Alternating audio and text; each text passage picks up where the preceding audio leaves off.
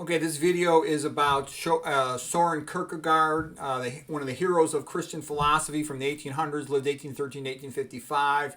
And I love Kierkegaard. He's been called the Danish Socrates. When he was young, he used to write books in pseudonyms so he could be more outspoken, more objective. And that's also been true. Like Oscar Wilde said that, give a man a mask and he will tell you the truth. And that's one of the things why I like some anonymity on the internet, because you get more wide variety of opinions. And I like Kierkegaard because he's very honest about the dilemmas a person faces.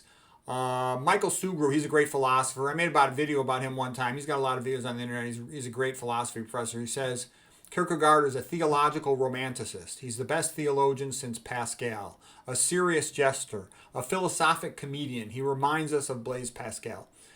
Okay, so Kierkegaard sort of has the philosophical position of, look, we all know in life there's a lot of difficulties and problems. We're basically half screwed. But if you at least do the best you can and try to do something good and useful, you'll at least feel happy with yourself that you tried to do the best you could. Okay, so we can all recognize that. You know, the food supply is being poisoned, the water is poisoned, the communists are probably going to kill all of us. But we can try to make things better as best we can, and hopefully things will get better. Okay, and you know, you do the best you can. All right, and you feel better when you do that. You know, I try to save the proles. They almost never listen to me, but you know, I do what I can to make things better, and that's what I'll continue to do as long as I'm alive. Okay, so anyways, here's Soren Kierkegaard's quotes. Artists go forward by going backward. That's totally true. You'll see there's so much brilliant stuff came out of the ancient Greeks, came out of Cicero, and came out of some of these, Christian guys like him in the Renaissance and stuff. You learn a lot from them. Kierkegaard continues.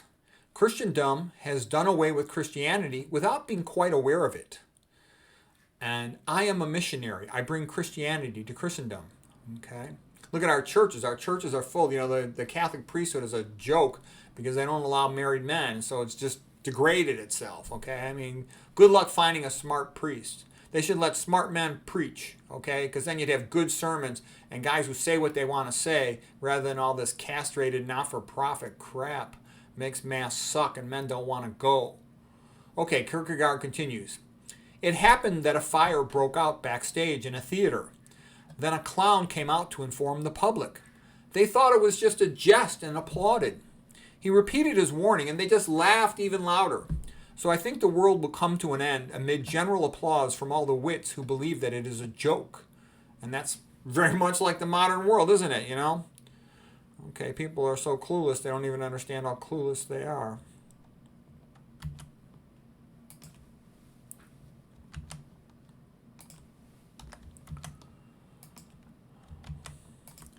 All right, Kierkegaard continues. The biggest danger, that of losing oneself, can pass off in the world quietly as if it were nothing. Every other loss, an arm, a leg, $5, a wife, and so on, is bound to be noticed. Yeah, it's easy if you don't pursue your own personal goals, you end up just sad. Being conformist makes you sad. Kierkegaard continues. What I really must get clear is what I am to do, not what I must know, except insofar as knowledge must precede every act. What matters is to find a purpose, to see what it really is that God wills that I should do. The crucial thing is to find a truth that is true for me, to find the idea for which I am willing to live and die.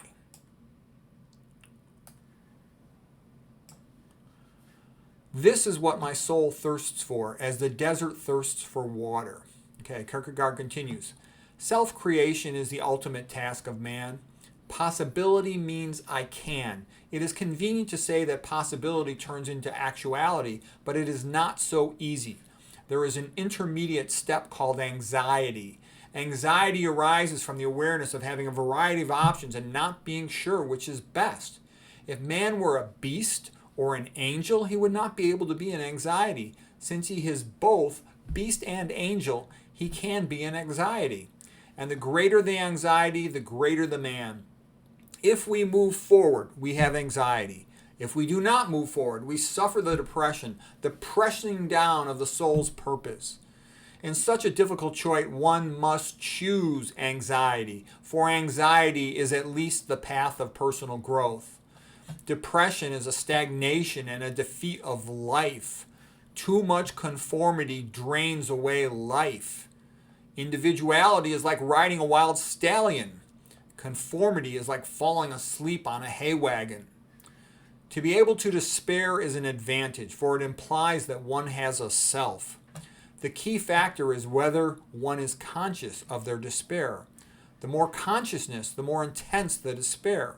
But the more consciousness, the closer one is to eradicating the despair and living a genuine life appropriate for a human being. Okay? So I love all that stuff for Kierkegaard. You basically have to face all your problems and figure out what's the best you could do and do that. You're still half screwed, but at least you're only half screwed, not totally screwed, okay? And at least you can look back and say, I did the best I could with the situation. Okay. Kierkegaard continues. Despair is not just a lack of hope. Despair is a failure of development of the self. I mean, that's the way you feel if you're stuck spending too much of your day doing stupid stuff rather than doing stuff you really want to do. Okay, Kierkegaard continues. The truly blessed man is not blessed by faith alone or by works alone, but by both. Okay, that's a major, major Christian doctrine right there. The Catholics say it's both. You got to have faith, but you got to be nice and do good things. Whereas there's a lot of Protestant subgroups that say all you got to do is have faith. That's bogus. Okay, Kierkegaard continues. Despair is not just a lack of hope. Despair is a failure of development of the self. Every human has a natural need to formulate a life view, a conception of the meaning of life and its purpose. Kierkegaard continues, life can only be understood backwards, but it must be lived forwards. The most common form of despair is not being who you are. Okay, and then a big thing in European philosophy in those days was the Hegelian synthesis. You have the thesis and the antithesis, the antithesis, and you sort of combine them and you come up with a third thing, the synthesis. And that was claimed as a way to solve so many problems. But what Kierkegaard pointed out, he wrote a whole book about it, was either or. You must choose. No Hegelian synthesis. And so basically, you're either pregnant or you're not pregnant. You either get married or you don't get married. You can't always, find a safe, easy path out with this Hegelian synthesis stuff. And I like this association of Kierkegaard with The Thinker by Rodin, because that is very much like him. Kierkegaard continues. Most men are subjective towards themselves. Oops, sorry about getting on the paint on his statue. It's a famous statue of him in Copenhagen, Denmark. Most men are subjective towards themselves and objective towards all others, frightfully objective sometimes. But the task is precisely the opposite, to be objective towards oneself and subjective towards all others. The person who is right often has to stand alone. While objective truths are known and can be verified by a consensus, subjective truths are lived and experienced and can be true for us based on our experience alone. Subjective truths are more important. In order to save a man, I must be able to persuade him. If a man cannot be persuaded, he cannot be saved. To help another effectively, I must understand what he understands. If I do not know that, my greater understanding will be of no help to him. Instruction begins when you put yourself in his place, so that you may understand what he understands in the way that he understands it.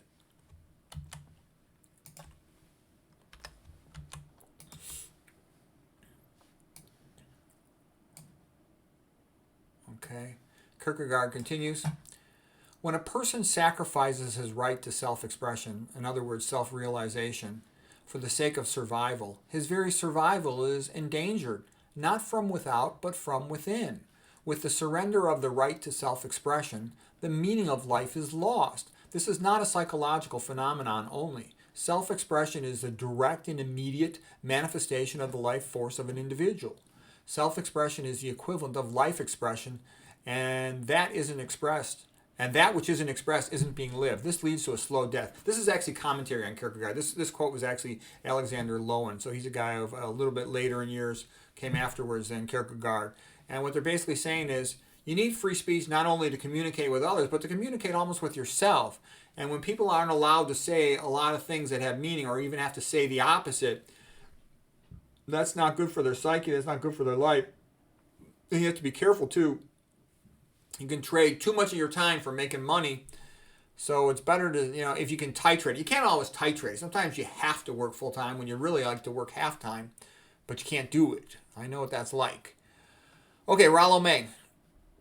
Here's another commentary on Kierkegaard. The capacity to bear anxiety is important for the individual's self-realization and for his conquest of his environment. Every person experiences continual shocks and threats to his existence. Indeed, self-actualization only occurs at the price of moving ahead despite such shocks. This indicates a constructive use of anxiety. You want to use that anxiety to energize yourself. Because if you don't push, you don't develop anything, and then you're sad because you didn't develop anything. If you do push, you're going to catch flack. Anything you do, you'll get some criticism, but and maybe even some danger, but you at least did something with your life. Let me just make sure I didn't skip a slide here. Yep, I'm good. Okay, Kierkegaard was by far the most, this is a statement about him by Ludwig Wittgenstein, a famous philosopher. He said, Kierkegaard was by far the most profound thinker of the 1800s. Kierkegaard was a saint. That's Ludwig Wittgenstein. Okay, getting back to Kierkegaard quotes. Above all, walk every day. I walk myself into a sense of well-being. I have walked myself into my best thoughts. There's a lot of others who believe that. Beethoven would always walk a lot to help him compose. Robert E. Lee, Robert Frost, the poet, would walk to help him work out his compositions. Nietzsche and Emerson walked a lot.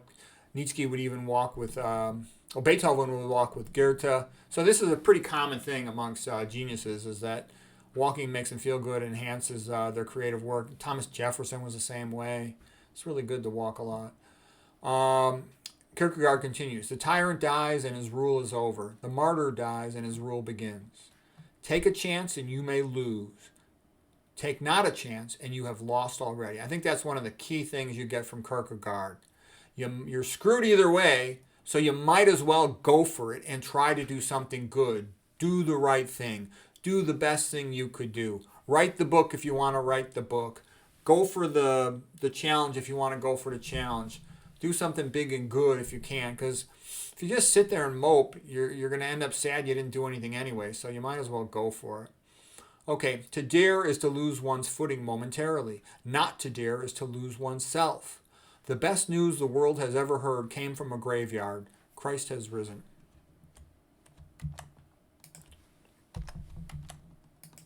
Okay, Kierkegaard continues here.